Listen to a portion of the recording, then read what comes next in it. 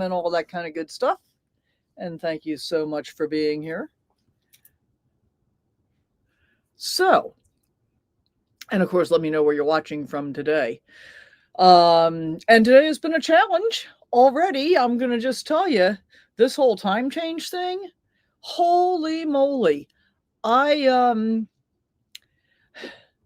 I scheduled posts that would come out this morning and remind people that it was, what time we were going live. Well, the whole time change thing. Let me tell you, we are live at 8 o'clock Mountain Time. Pacific Time. And my phone thinks it's 9 o'clock Mountain Time. My computer thinks it's Pacific Time. I don't know. It's very confusing. And why is it so confusing? Because I'm in border time zone problem. So where am I? Yeah, I don't know where I am. That's kind of part of the issue. I'm between Arizona and California. Technically, I'm in California, but I'm also camped right on the Colorado River, which means that Arizona is, 100 feet away from me, basically.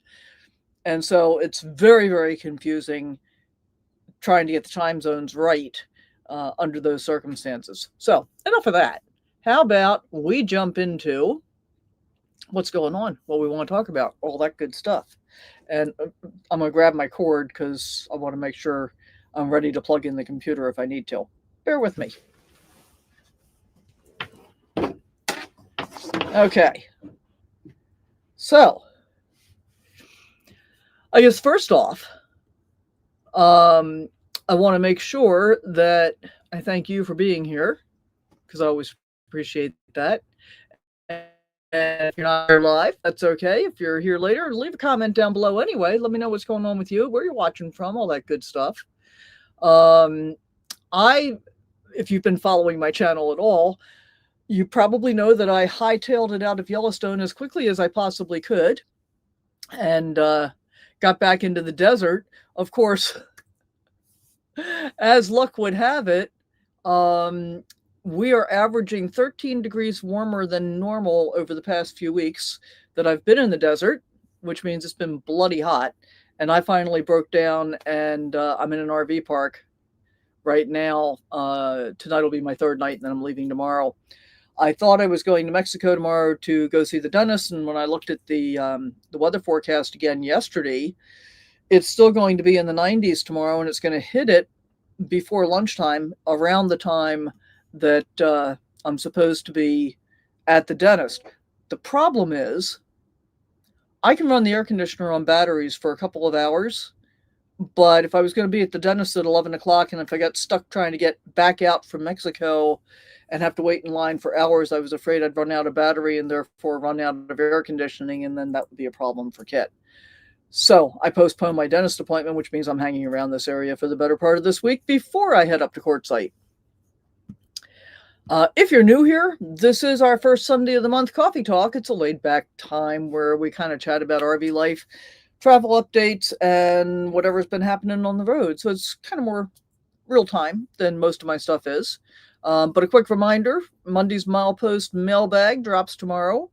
Comments lately have been fantastic, so make sure you don't miss that.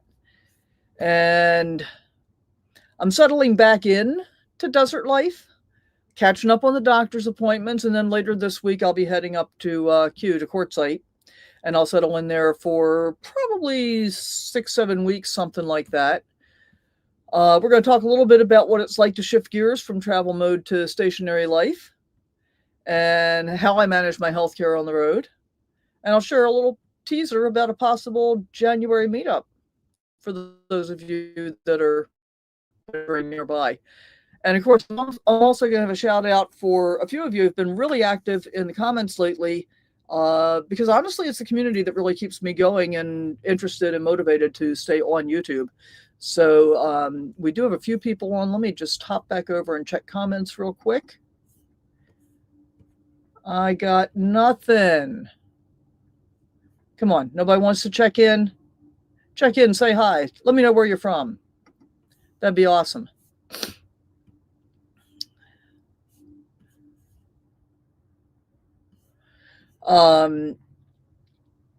So how do I get by, right?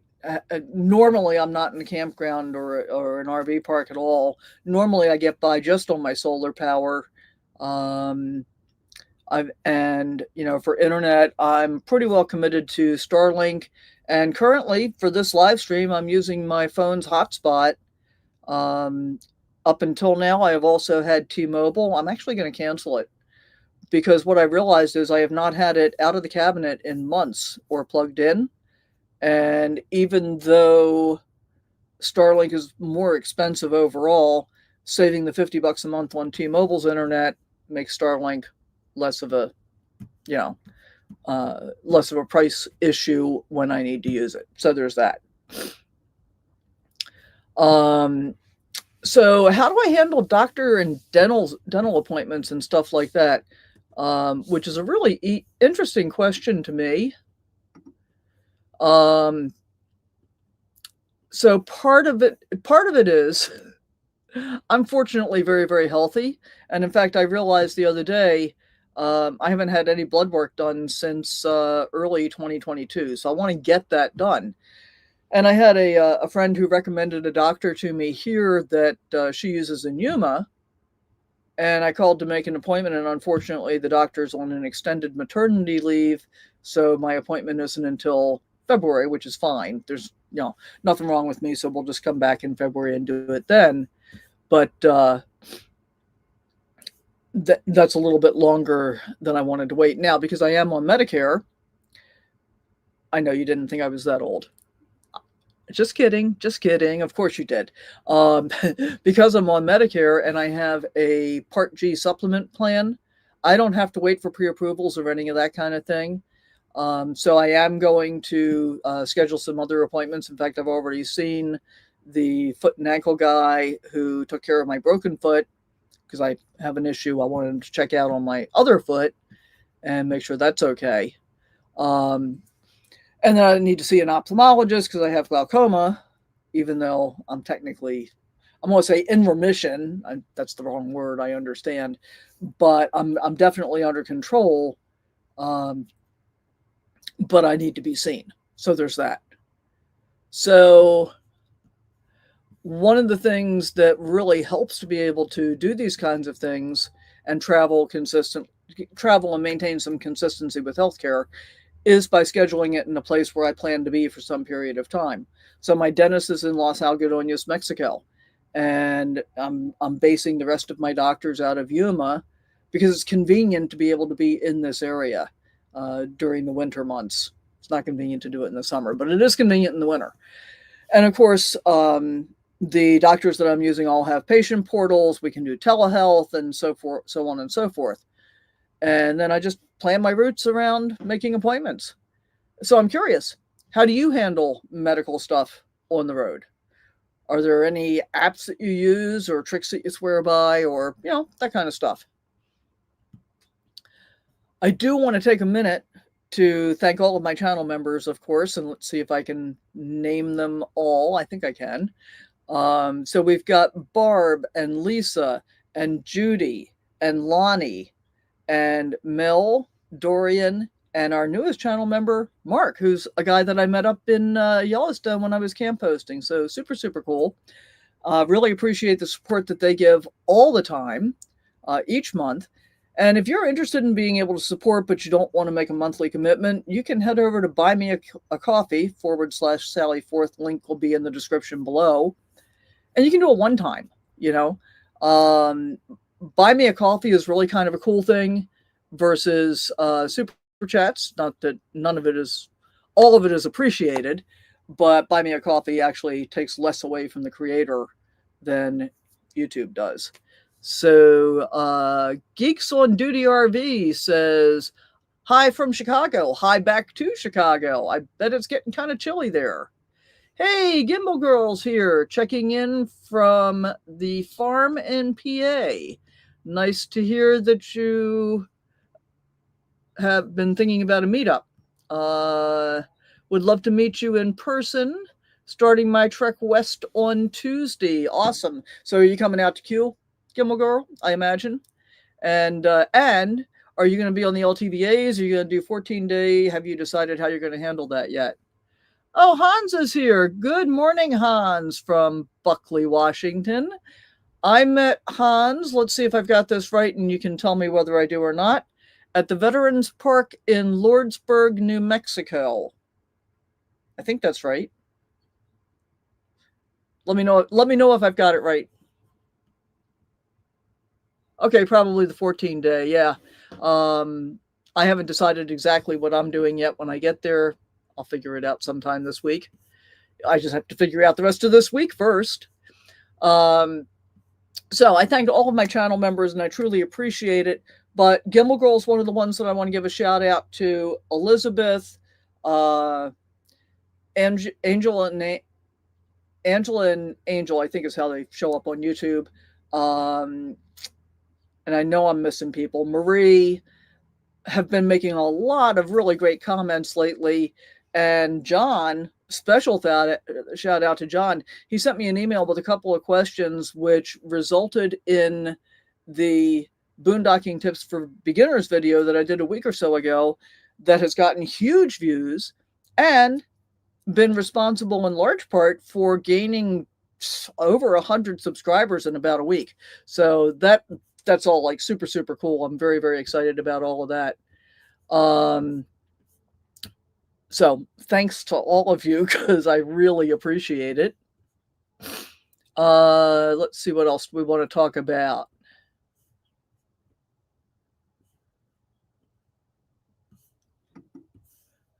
So the winter is here.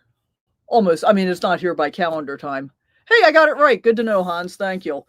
And that's why when I meet people, I say, leave a comment with where we met, because that's how I really hang on to it. And I generally do a pretty good job of being able to retain, I think. At least that's what I tell myself. So the whole winter season, as a nomad, I think we all think of it as the time for us to gather together and get back together with friends we haven't seen all season long while we've been out traveling over the summer months. And so that's been, that's will be a lot of fun when I get to Quartzsite. I've been visiting with some friends who are not nomads in California, out in Borrego Springs. I hung out, and man, I got to tell you, that worked out so well for me. Sorry, I need a sip, and I'm actually drinking iced tea because it's warm already. Worked out really well for me. I've got a friend that has a house in Borrego Springs that they live in during the during the winter, and they have a different house up in Northern California that they live in during the summer. And as it turned out, we were both going to be in the Borrego area, getting there at about the same time. So grateful to my friend because we got there on the same day. She came over and picked me up. We, had cocktails and dinner and hot tubbing, and then she lent me her car for the entire time that I was there. Well, that in itself is just like super, super cool because, as you know, I don't have a tow vehicle. I don't tow anything behind me. And if I'm going to drive someplace, I just drive my RV. Not a huge deal most of the time. But one of the things that I wanted to work on was being able to have an alternative. So, because I was planning to be there for a couple of weeks, I was able to order my new e-trike. So I've got an e-trike now. I've only ridden it 2 miles so far while I was test riding at their place. And let me tell you, when you want to do something like that, it's not just, oh, buy an e-trike. That'll be easy. Sorry, I feel like I got a hair hanging down. And my hair is a whole nother thing. I plan to go see a guy in Mexico and get it cut when I go to the dentist on Thursday instead of doing it myself for a change. Anyway, so when you go to buy something like an e-trike or an e-bike, either way, it's not just the item itself that you have to buy. There's all this stuff that goes with it. So, and I'm going to just list some of it. The first thing is I have to have a way to be able to carry it. So I had to go shopping for what I decided to do with a hitch-mounted rack. And I spent a long time shopping for it, looking for a hitch-mounted rack with a ramp. And I did I don't know, I probably went down that rabbit hole for several hours. And then I finally realized all of the ones that I was finding only had a 4-foot ramp, which would be pretty steep. And it's also, I kept thinking about it. The way that they work is when you pick the ramp up for travel mode, it's basically vertical and attached to the end of the hitch mounted carrier permanently. It pivots. But I kept thinking about, oh, well, what happens if the pin comes out of that pivot and then I'm dragging the ramp down the highway? Didn't like that idea. Didn't like the idea of only a 4-foot ramp. So what I ended up doing was, and even though I've got electric e-trike, which is theoretically foldable, it's not really, in my opinion. It's too much trouble to fold it up. So I've got a hitch-mounted rack that is 3 feet wide and 3 feet deep behind the back of the RV and 6 feet wide. So it's big. And then I bought 2 dog ramps. So these are the ones that are designed for, dogs that have mobility issues. They're rated at either 200 or 250 pounds a piece, can't remember which.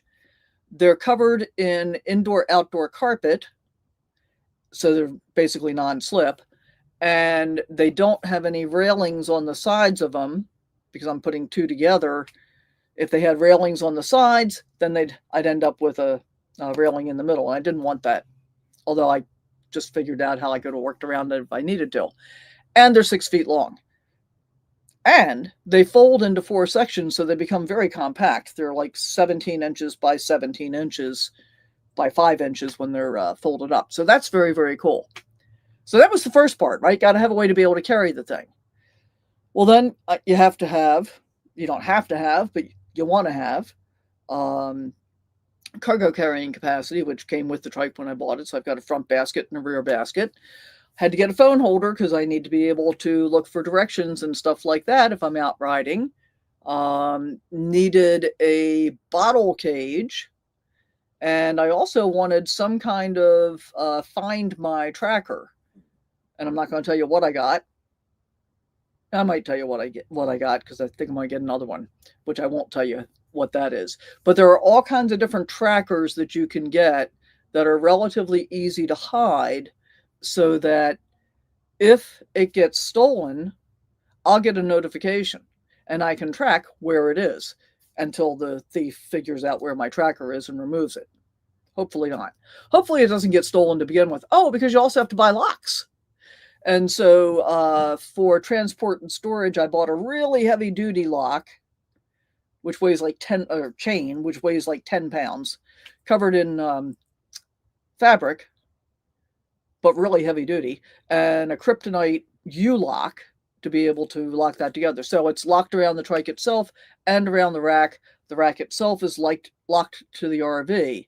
But because that thing is so heavy, and because when I'm out and about, I don't intend to leave it out of my sight unattended for long periods of time, I have a heavy cable lock to use with the U-lock for that.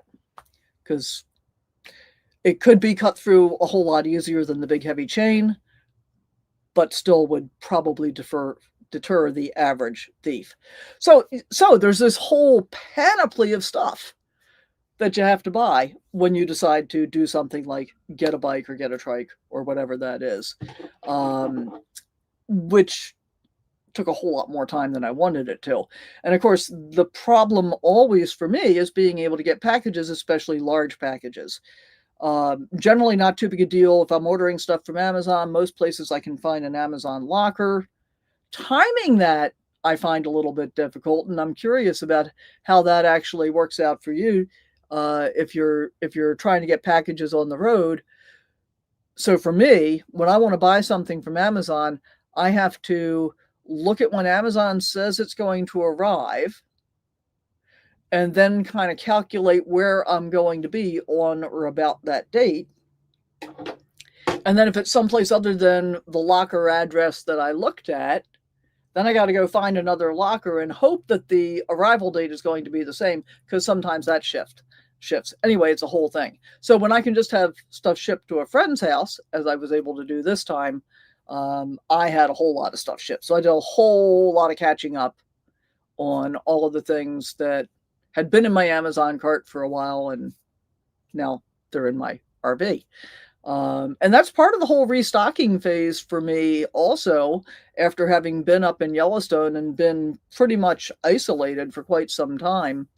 Restocking on food, paper goods, paper towels, toilet paper, Kleenex, all that kind of stuff, getting that all restocked. And because I decided to turn my second twin bed into a storage area, I was actually able to go back to shopping at Sam's Club and Costco and buying that kind of stuff in bulk.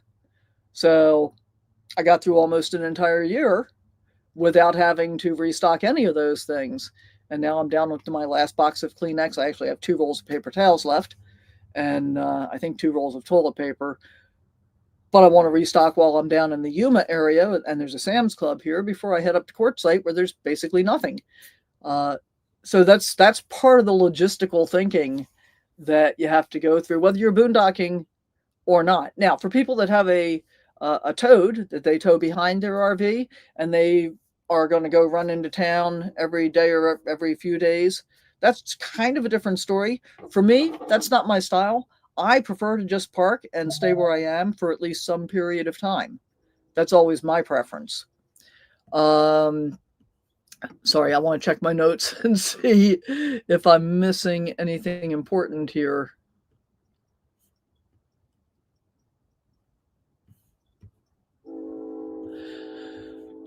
So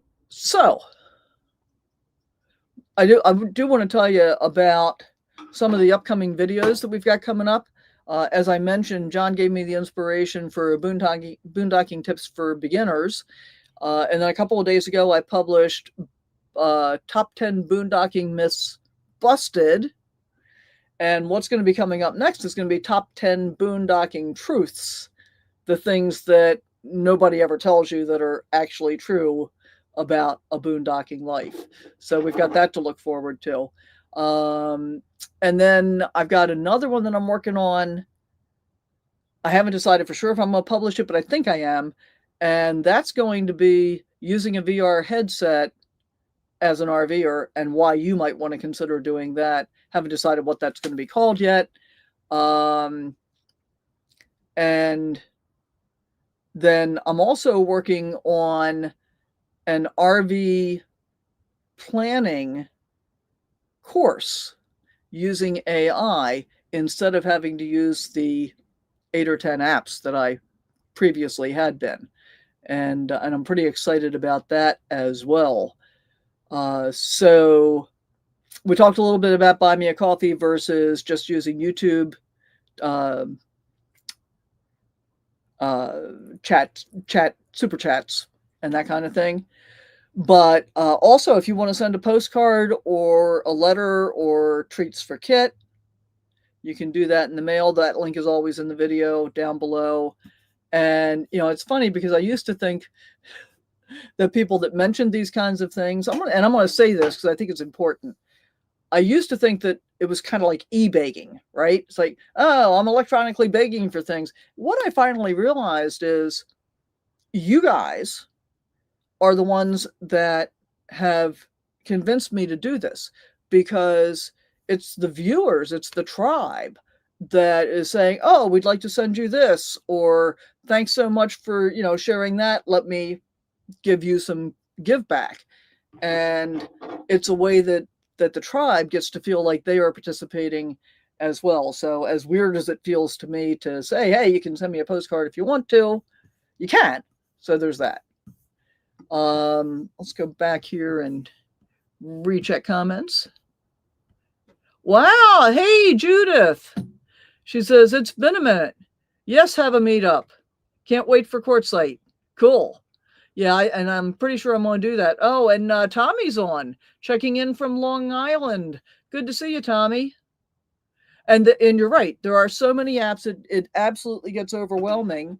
And what I have found is that by putting in a little upfront effort with AI and training it to understand what it is that you truly want, you can actually eliminate all the apps. Now, every once in a while, if things go sideways, I'll still get out an app. If I find that I'm not making it as far as I wanted to, and I want to find a place to stay for the night, I'll look at iOverlander or Campendium and pick someplace else rather than going back to AI at that point, because it's just for a single thing, it's easier to do. But if I'm planning like a whole bunch of stops and I've got errands to run and I'm going from point A to point B and there's, or point A to point F, and we have to get through B, C, D, E along the way, it's easier to have it planned out. And Susan says, hi from Oregon. I'm thinking of going to Q now to have some drier weather for a bit. Yeah, I bet it's been pretty wet up there. I'm kind of glad I bypassed it when I left Yellowstone. I've been thinking about going to visit some friends in Oregon on my way south and decided not to. And yeah, it's been pretty damp. So I was as damp as I wanted to be after the time that I spent in Yellowstone. Still very, very grateful that I did it. Very happy to have had that experience. And as I've said in several of the Yellowstone camp hosting videos, I would totally do it again at some point in the future. I'm not sure if I'll do it in the next season or so. But in that particular setting with the tall trees, I wouldn't do that for any longer than I did, because that was kind of tough, actually. A little bit difficult getting used to being in cloudy conditions with tall trees, feeling a little bit claustrophobic again because of that. And that's just me. And I know it's different for everybody. What you looking at, Kit? Kit, hey, you want to come look at the people? You want to say hi to the people? What you got going on there? Come here. Come here. I know. He's pretty adorable. In fact, I've just taken to calling him an attractive nuisance because he is so adorable. Everybody wants to reach out and pet him because they think he's super nice, and he's not. He still bites people periodically. We're trying really hard to keep that from happening, and he's making improvements all the time. But we never know exactly how that's going to go. And so if indeed we do a meetup in January, and I think we probably will, and he will, of course, be with me, but I'm going to have to ask everybody to just stay back a few feet. Don't reach for him. It would be lovely if he was in a position to be able to be people friendly by then, but I'm not counting on it at all. And Suzanne, is it? Oh, Suzanne, not Susan, sorry. Or is it? It's Susan M. I can't read. Says, yes, I'm in Southern Oregon where it's usually drier, but it's been so rainy. And I have a microscopic leak somewhere in my 2018 Mini Winnie roof, and it's been annoying trying to fix it. I need dry weather. I completely understand that, and I'm guessing you haven't figured out where the leak is coming from yet. I had, and this will probably show up in a video at some point. I have the little monitor panel with the idiot lights that tells you how much, well, doesn't really tell you how much propane, battery power, fresh water, gray water, black water tank levels are. Doesn't really tell you the truth, but I had a situation where I think I've got a small leak in probably the roof joint that allowed water to get into the outer wall and short out that panel a little bit, because I spent, while I was in Yellowstone, because I spent about, I don't know, the last 3 or 4 weeks, it was, at one point it would show me that all 4 lights were lit up for every item all the time. And then it showed me no lights on any item all the time. And then it showed me things that just weren't true and kind of like flashy lights. And now I sort of think maybe it's dried out enough that it's sort of working okay again. Not exactly sure, but that's one of the things that I'm going to have RV Lifestyles look at, specifically that area of the roof, when I get it in for them. I got a whole list of things that need to be fixed. Can't figure out where yours is. It's only 2018 and seals look good, so I'm stumped. It's probably a pinhole. Oftentimes the seals look good, but you have to almost microscopically examine it to be able to find out where the hole is. And of course, part of my issue is I don't do roof. So I'm never going to get up there and look at it. And I had never been terribly concerned about it because I am so often in dry weather. But having spent all that time in the north, in the rain and the snow, that was a first for this RV. Actually, I think it's the first time I've ever been in the snow in an RV. So as a result, all of that really kind of took a toll. So I've got a list of things that I'm going to have RV Lifestyles look at when I get to Q. And I've always been very happy with their work, and I will say they don't 100% of the time get it right on the first try, but 100% of the time they make it right. So, for example, I had them replace my awning arm last year, and there was a slight problem, and it bent again almost immediately. And I went back, and they took care of it, and it's been fine ever since. So I'm really grateful for that. Never had this issue with rubber roofs on travel trailers. Guess I'm going to have to take it in. Thanks for the ideas, you betcha. And Judah says, nowadays, nothing is made to last longer than 2 years, sad to say. And, truthfully, the sealant that they put on the roofs and stuff and around all of the vents and everything really is about 2 years. Most of the manufacturers use Dicor, which is a brand name, or something Dicor equivalent. But one of the RV techs that I was talking to said, yeah, they do that. It is slightly cheaper, and it means that you're going to be getting it redone more often.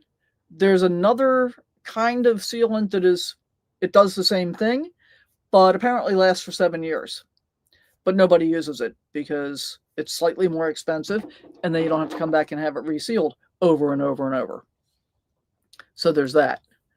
And I know I hate having to do the whole put it in and get work done thing. But again, with RV Lifestyles, they are so used to handling people that are there for the winter. I've always found them to be pretty efficient at getting stuff done. And I haven't ever had to stay. Excuse me, sorry, get it. A little itchy. I haven't ever had to stay overnight. So that's good. And because I don't have any other place to sleep, this is where I live. But yeah, so I'll be back up there again. In fact, I'm going to send them an email today or tomorrow and give them a list of the stuff that I need and ask them when they'd like to see me. So there's that. So I am thinking about a little mini meetup in January. It'll be really casual because this will be the first time I've ever done this. And I'm probably going to put out a poll to see what kind of interest we get in that. And I don't know, we'll take it from there. I'm working on figuring it out. So I'm curious. Let me know if that's something that you might be interested in. If you'd like to come, that would be awesome. If you'd like to be there in spirit, that would be awesome too. If I could figure out how to live stream it, that might be fun. I might be able to do that. Have to think about it. All right, let's have a little mini poll. So, do you prefer cooking on the fire or using an air fryer? Let me know in the comments down below. I prefer the air fryer. And in fact, I don't do any cooking outside. I rarely do any kind of eating outside because I am allergic to almost everything that flies, including meat bees, which resulted in an ER visit about 10 years ago. And so I carry an EpiPen for that reason. Because cooking outside, and I'm a big meat eater, cooking outside attracts meat bees. If you're not familiar, somebody told me they didn't know what that was. They're the yellow jackets that show up whenever there's meat present, usually meat. They show up for other things too occasionally. And so I just don't want to be subject to that. So I'm not a campfire cooker. I'd like to be, but I'm not. And I'm not a campfire eater for the same reason. So there's that. So I'm curious, which are you? And let's see what we got here. Oh, this is funny. Judith says, I don't have an air fryer. Okay. So are you a campfire cooker, Judith? Or do you cook inside? Do you cook outside? Which do you do? Han says air fryer. Susan says air fryer. Gimbal Girl says never used an air fryer, but my toaster oven has a built-in air fryer. Same thing. Yeah, my I used to do it by toaster oven, air fryer toaster oven, and in the RV I have just an air fryer, which also bakes. I mean, so it kind of duplicates all of the same things that an air fryer toaster oven does. It just takes up less space for me. And Tommy says if I live stream, he'll definitely watch it. Talking about the meetup. Susan says I'd love a meetup. I'm getting a truck overland camper hopefully by then, and want to test it out. So in Q, so might be there twice this year. Cool. So when do you plan to get to Q, Suzanne? All right, let's and while we're waiting for that answer, let's have another one. What about internet? Do you do Starlink? Do you do phone hotspot? Do you do something else? How do you do internet? Just curious.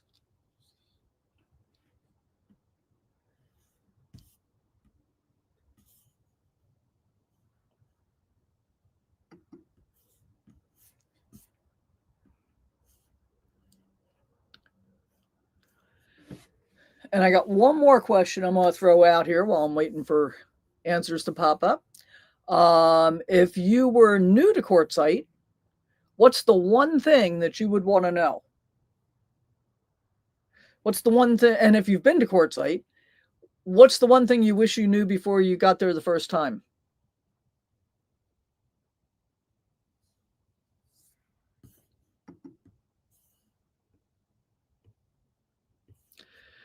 Han says he's cellular since he's not full-time. And I found for a long time that cellular was really all I needed. And then I got the T-Mobile internet, which in conjunction with the cellular worked really, really well. And part of what I loved about T-Mobile having that for the first time was that it allows me to do smart home stuff. So I can control things when I'm not in the RV. But I can do that now with the Starlink. So I'm dumping T-Mobile. Save a little bit of money. And Judah says, I'll cook outside so the trailer doesn't smell like food in the trailer. Cook on a stovetop. Have none of the tech goodies, just my phone. That's all I need. Yeah, and I get that. You know, it's great for as long as that lasts. I got to say, though, part of what I discovered being up in the north this year, pretty much a few parts of Colorado, not too many in Colorado, but Wyoming, parts of South Dakota, parts of North Dakota, and Montana, not a whole lot of cell signal, and basically no T-Mobile in most places up there. So it hadn't been turned on in months, and I ended up using Starlink more than I really intended to, but I was really grateful that I had it and that it worked so well. And I guess the other thing I'll mention about my Starlink setup, I hardly ever put it outside. I went with the Starlink Mini, which, by the way, I saw in Sam's Club the other day. They had Starlink advertised for $348, I think, for the Mini, which is pretty cheap. I paid a lot more than that for it. But I've got the Starlink Mini, and I just put it up on the dashboard and drive with it. And I can drive with it on and everything. And it works out really well. One of the things that I finally realized, even just a couple of weeks ago, is that I almost always have seasonal allergies now because I never actually get used to being in any place long enough to get over the allergies. So my nose is running, my eyes are itching. I might have to take something. Susan says I might go soon to troubleshoot RV roof, then need to pick up truck topper sometime around January 1st. So would swing back by Q. Cool. Very nice. Terry McNabb says, thanks for the video. Thank you. Gimbal Girl says, I wish I knew about the dust storms. Bad one at last year's RTR. Yeah, there can be. It's always windy in the desert. It's very unusual for it not to be windy in the desert. Susan says Starlink because I live in the forest of Oregon and don't have cell service up here. Exactly. And when you don't have cell service, Starlink is a lifesaver. Terry says, when is the best time to be at Q? Well, as far as I'm concerned, the worst time to be at Q is January. Because that's when everybody's there, and I don't love being around crowds all that much. So in January, everybody shows up for the big tent and the rock and gem shows, the mineral shows. And so it's very, very crowded comparatively. And there is a fair amount of strain on a lot of the services there during that time period. And, you know, so that's something to be aware of. I like, this might sound a little bit weird. I like to be in queue generally mid-November through December, because I got a lot of friends there that I spend the holidays with, and February. I don't love January. I mean, I'm going to be there in January this year because I'm kind of committed to it, but it's my least favorite month. But that's, for most people, that's when they really want to be there. Hans says, I love my T-Mobile satellite communication from my iPhone. I stay in touch even without cellular.